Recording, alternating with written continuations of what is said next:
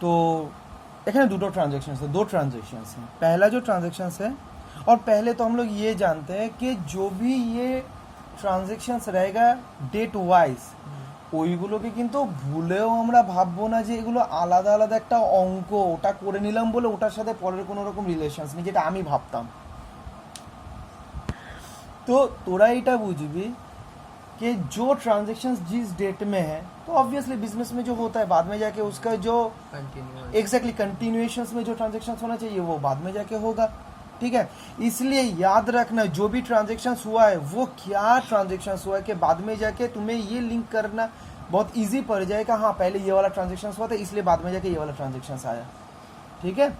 अच्छा देखो, पहला जो ट्रांजैक्शंस हुआ है इस जगह पे देखो, वो है 3 जनवरी। उसमें क्या हुआ है, bought goods from Ramesh and company daily, paid CGST and SGST at the rate 6% each, 54,000। मतलब 54,000 का एक गुड्स, 54,000 का गुड्स खरीदा है। किसके पॉइंट ऑफ व्यू से हम लोग सोचेंगे, वही Sumit and company, Sumit and company के पॉइंट ऑफ व्यू से सोच लेते हैं। तो सुमित एंड कंपनी की कर लो, गुड्स किन लो।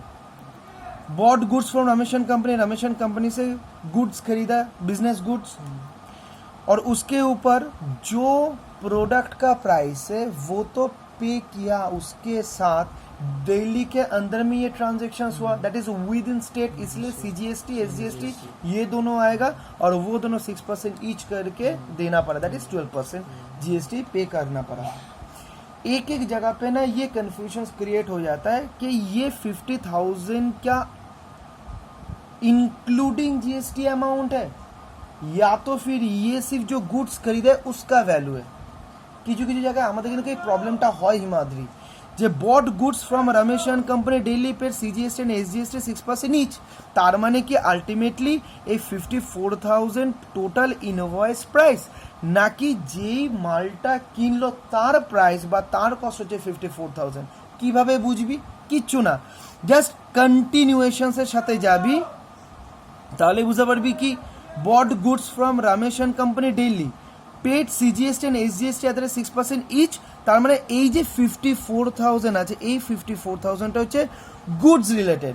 कारण तोके जेटा देता होगा, तुमको क्या देना होगा, जो तुम परचेस कर उसका वैल्यू चाहिए, और इस जगह पे जो 12% जीएसटी होगा उसके वैल्यू तुम डिटरमाइन करोगे, वो तुम्हें डिटरमाइन करके कोई नहीं देगा, तुम्हें ये वैल्यू मिलेगा, और इसके ऊपर 12% जो जीएसटी होगा वो तुम्हें डिटरमाइन करना होगा। इसलिए याद रखना क्वेश्चन में जो भी अमाउंट रहेगा वो एक्सक्लूडिंग जीएसटी होता है, मगर ऐसा अगर सिचुएशन रहा कि ये अमाउंट इंक्लूडेड जीएसटी, तब वो क्लियर कट बोल रहा है कि ये अमाउंट के अंदर में जीएसटी इंक्लूडेड है।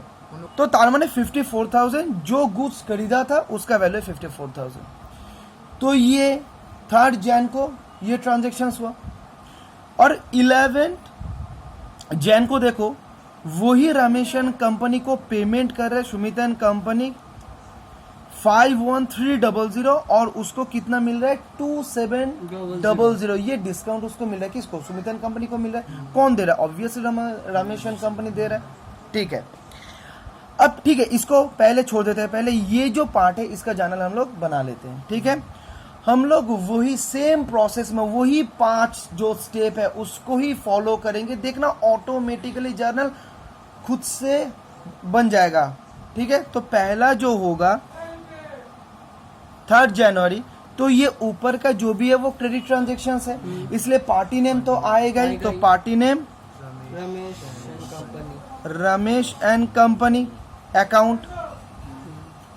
उसके बाद परचेज हो रहा है तो परचेज भी कर दो, ये भी हुआ। और उसके बाद जब परचेस करने के समय जो जीएसटी पे किया जाता है उसको हम क्या बोलते हैं? Input GST. और हम लोग जानते हैं जो इनपुट आउटपुट है ये गुड्स का मूवमेंट के ऊपर बेस करके ये आता है, তাই তো। তার মানে এখানে একটা আসবে ইনপুট, আমি জিএসটি করে দিই যখন জার্নাল পাস করব, সিজিএসটি এসজিএসটি করব না, তো বেকার দুটো লাইন আমায় লিখতে হবে, ঠিক আছে।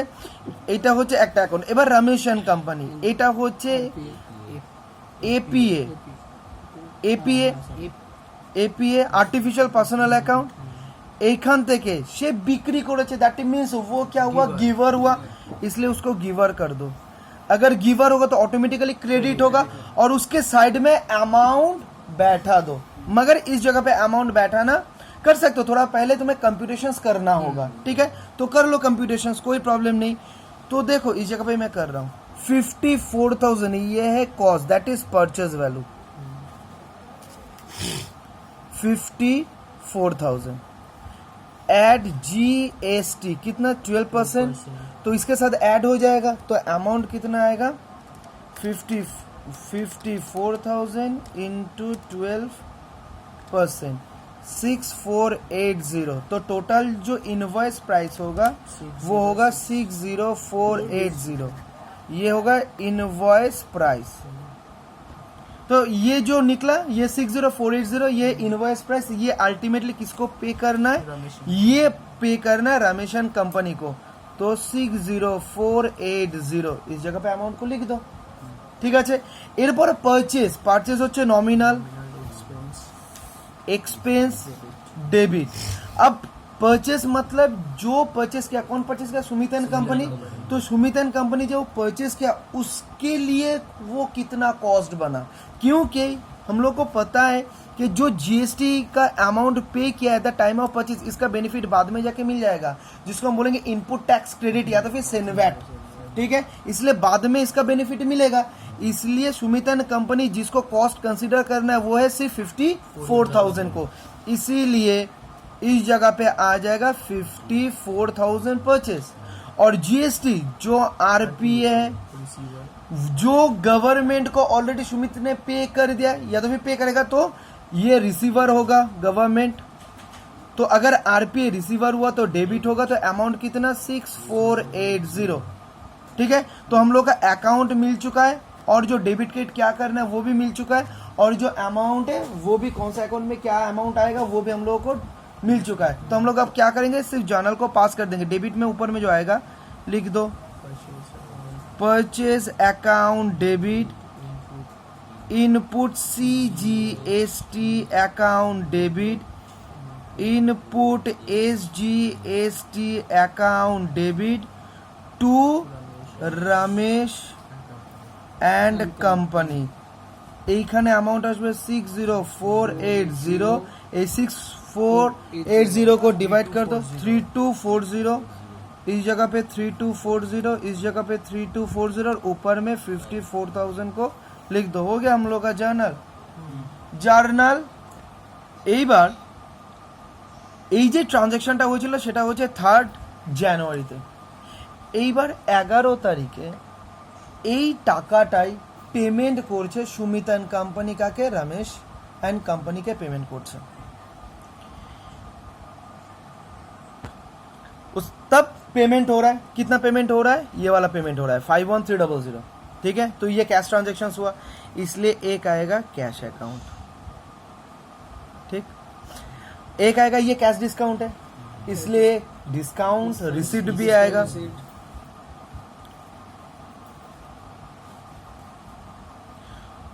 और पार्टी नेम भी आएगा। क्यों पार्टी नेम आएगा, क्योंकि उसको तो क्रेडिट करके रखे थे, अब उसको काटना है। और ये अकाउंट्स जो भी है ना पूरा, ये मैं बोलता हूँ घॉट का कंसेप्ट, घॉट के क्यों बोल रहे हो। तो जब परचेस किए थे उस समय रमेश एंड कंपनी को तुम क्या किए थे, क्रेडिट किए थे ना, क्रेडिट किए थे। अब उसको काटना है, अब अगर काटना है तो क्या करना होगा, उसको डेबिट करना होगा। तो इसीलिए डेबिट करना होगा, इसीलिए रमेश एंड कंपनी इस जगह पे आएगा।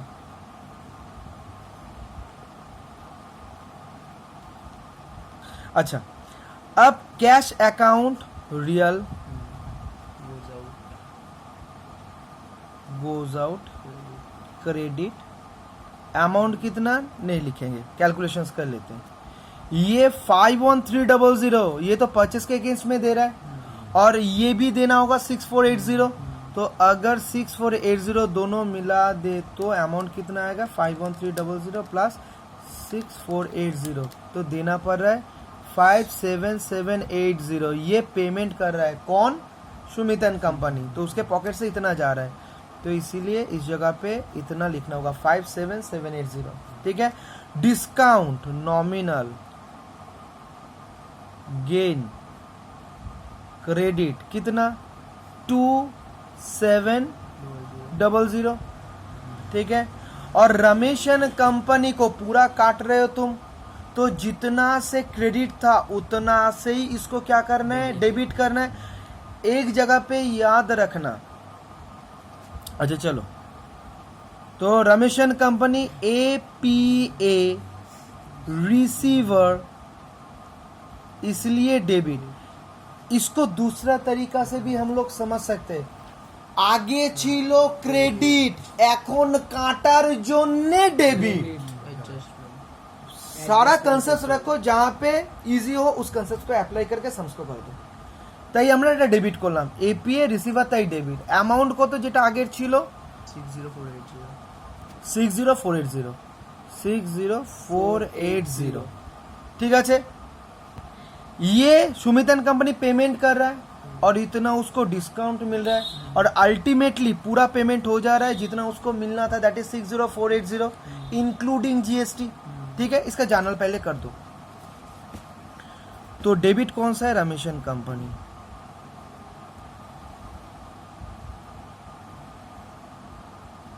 To cash to discount receipt, इस जगह पे लिख दो 60480, इस जगह पे लिख दो 57780, इस जगह पे लिख दो 2700। জার্নাল हम लोगों का हो चुका है ना। এবার আমরা দুটো নতুন টার্ম নিয়ে ডিসকাস করব। एक है डेबिट नोट, एक है क्रेडिट नोट। ये डेबिट नोट क्रेडिट नोट क्या है, ये एक स्टोरी के थ्रू हम लोग समझेंगे। मान लो 1 जनवरी 2018 सुमितन कंपनी प्रियांशु को 100 रुपीज का प्रोडक्ट बेचा। अब ये 100 का ब्रेकअप ये था 10 यूनिट्स, और एक एक यूनिट का वैल्यू कितना था 10 करके, तो टोटल कितना 100, ठीक है। अब इसका लेटर डेट में बाद में जाके या तो प्रियांशु फोन करके बताया, अरे पहले तो तुम इसका 8 लेते थे, आज बिल में मैंने देखा तुम 10 करके इसको ले रहे हो। या तो फिर सुमितन कंपनी का जो अकाउंटेंट है उन्होंने डिटेक्ट किया, अरे ये तो गड़बड़ हो चुका है, दूसरा मॉडल का प्राइस इस जगह पे हम लोग चार्ज कर चुके हैं जो एक्चुअली होना चाहिए 8, तो गड़बड़ हुआ ना। तो ये जो सिचुएशन है, तो ये सिचुएशंस में क्या करना होगा। देखो जब ये 1 जनवरी 2018 जब ये हुआ तब तो कोई पता नहीं था, तब तो लगा था कि यही सही है। तो इसके ऊपर जो जर्नल होना चाहिए था, मैं डायरेक्टली जर्नल दे देता हूँ, Priyanshu account debit to sale 100, ये हो गया था 1 जनवरी 2018। अब बाद में जाके ये मालूम चला कि ये 10 होना नहीं चाहिए था, इसमें 8 होना चाहिए था। अब उस समय सुमितन कंपनी क्या करेगा, की करবে, ये क्या बताएगा, ये क्या बताएगा। तो ये सिचुएशन में क्या होगा, अब क्या सुमित ये करेगा कि प्रियांशु को ये बताएगा, प्रियांशु एक काम करो, तुम्हारे पास जो बिल था 1 जनवरी 2018 में আমি যেটা ইস্যু করেছিলাম ওই বিলটা আমায় দিয়ে দে। वो बिल को मैं फाड़ के मैं फेंक दूंगा, उसके बदले में एक जेन्युइन वाला बिल दूंगा, जो करेक्ट वाला बिल होगा वो बिल मैं दूंगा।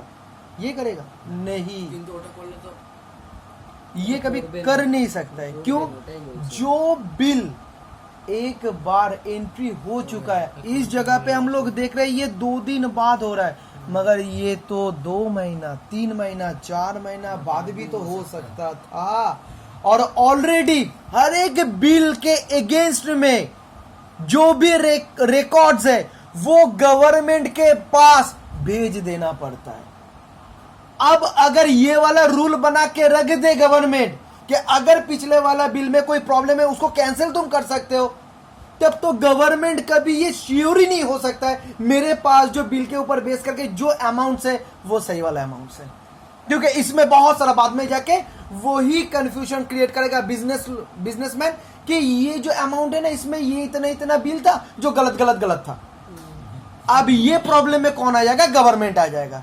इसलिए गवर्नमेंट बोला वो सब छोड़ो, वो कैंसिल वाला नहीं होगा, दूसरा अगर कुछ कर सकते हो तो करो, और उसके लिए भी मैं ही एक नया रूल बना के देता हूं, वो फॉलो करो। वो रूल क्या है?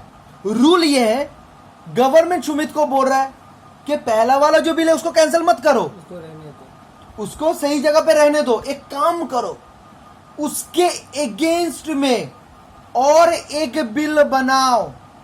जिस बिल को तुम बना रहे हो उस पार्टी को कम करने के लिए, क्योंकि इस जगह पे प्रियांशु होना कितना चाहिए था? 80 होना चाहिए था। तुम ज्यादा उसको डेबिट करके रखे हो। कौन बोल रहा है? गवर्नमेंट बोल रहा है सुमित को कि तुम तो ज्यादा करके रखे हो ना, तो इसलिए पिछले वाला जो बिल है उसको कैंसिल मत करो। एक नया डॉक्यूमेंट्स मैं बोल रहा हूं, उसका एक नाम है, क्या नाम है वो तुम लोग ही सोच लेना। उस डॉक्यूमेंट्स इश्यू करो, उस डॉक्यूमेंट इश्यू करके साइन कर लो प्रियांशु से।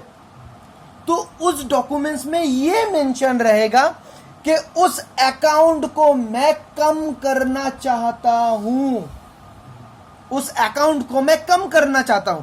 तो इस जगह पे किसको कम करना चाहिए? प्रियांशु अकाउंट को कम करना चाहिए, ठीक है। इसीलिए अगर प्रियांशु को कम करना है तो प्रियांशु को क्या करना होगा?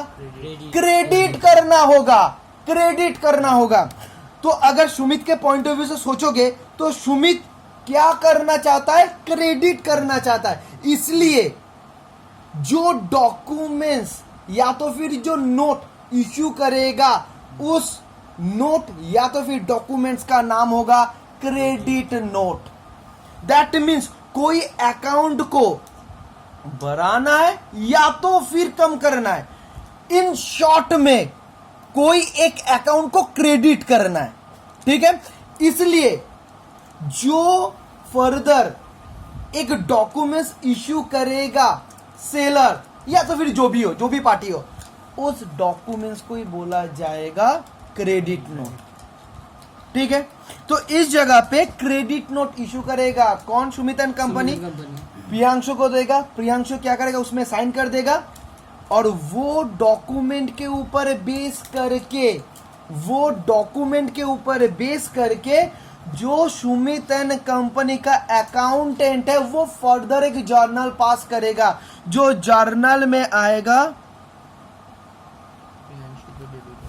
ये sale account debit to Priyanshu 2020। तो इसमें जो इनवॉइस था उसका वैलिडिटी इंटैक्ट रहा, ठीक है।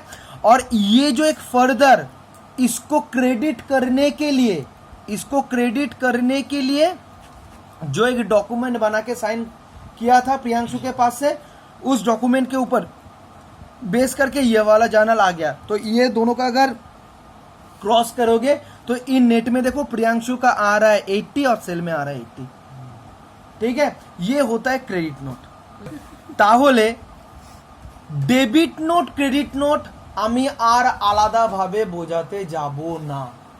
আমি ওই ধরে ধরে প্রত্যেকটা জিনিস বোঝানো না, জাস্ট একটা বেসিক প্রিন্সিপালটা তোদের বলবো। যখন देखबी কাউকে कोई एक अकाउंट को बढ़ाना है, घटाना है, जो भी करना है, उस अकाउंट को पहले तुम डेबिट किए थे, अब उसको क्रेडिट करना होगा। तो इसलिए जो एक नोट या तो फिर डॉक्यूमेंट इश्यू करना है उसको बोला जाएगा क्रेडिट नोट। मान लो पहले एक अकाउंट को तुम क्रेडिट किए थे, अब उसको डेबिट करना है, उसके लिए जो एक डॉक्यूमेंट इश्यू करना होगा उसको बोला जाएगा डेबिट नोट। এইবার এটাকে তুই বিভিন্ন অ্যাঙ্গেলে ভাবতে পারিস। একটা এক্সাম্পল তাও বলে দিই, যেমন मान लो अगर यही चीज अगर प्रियांशु के पॉइंट ऑफ व्यू से सोचोगे, इस जगह पे हम लोग किसके पॉइंट ऑफ व्यू से सोचे? सुमितन का पॉइंट ऑफ व्यू से। अगर यही चीज तुम सोचोगे प्रियांशु के पॉइंट ऑफ व्यू से तो चीज क्या होगा? वो देखाबे कि purchase account debit two Sumit, তার মানে সুমিতে কত আছে 100, পারচেজে কত 100, কিন্তু এটা অ্যাকচুয়ালি হওয়া উচিত ছিল কত 80। তার মানে সুমিত को क्या करना है? डेबिट करना है, ठीक है। अब वो जो सुमित को डेबिट करना है, इसलिए जैसे सुमित एंड कंपनी एक डॉक्यूमेंट इश्यू करेगा और उससे साइन करके ले लेगा, सेम वे में वो भी एक डॉक्यूमेंट इश्यू करके सुमित के पास से साइन करके उसके पास वो रख देगा। तो वो जो इश्यू करेगा, क्यों? सुमित को डेबिट करना है, इसलिए वो जो इश्यू करेगा उसको बोला जाएगा डेबिट नोट। বুঝতে পেরেছি জিনিসটা? ক্লিয়ার হয়েছে পুরো ব্যাপারটা? ঠান্ডা মাথায় জিনিসগুলো বুঝবি। এইবার তোদের আমি একটা কথা বলে দিই, जो भी कोई कंपनी है उस कंपनी में जब ऑडिट होता है ना, ऑडिट का फंडामेंटल कंसेप्ट यही होता है कि मैं एक জার্নাল দেখুঙ্গা, আমি কারোর কথা বিশ্বাস করব না, আমি জার্নালের এগেইনস্টে ব্যাক আপ পেপার আমার দরকার, ব্যাক আপ পেপার যেটা হতে হবে জেনুইন অ্যাজ পার ল। ঠিক তো এই কারণে ভালো মতন বোঝার আছে, এই কারণে প্রত্যেকটা ট্রানজ্যাকশনের এগেইনস্টে একটা করে ব্যাকআপ পেপার থাকবেই থাকবে। আর যদি কোনো ট্রানজ্যাকশনসের এগেইনস্টে ব্যাকআপ পেপার না থাকে তখন অডিটররা ওই জার্নালটাকে তোলে আর সেটাকে নোট করে এবং অডিট রিপোর্টে সেটাকে ছেপে দেয় যে এটার এগেইনস্টে আমি কোনো রকম ব্যাকআপ পেপার পাইনি।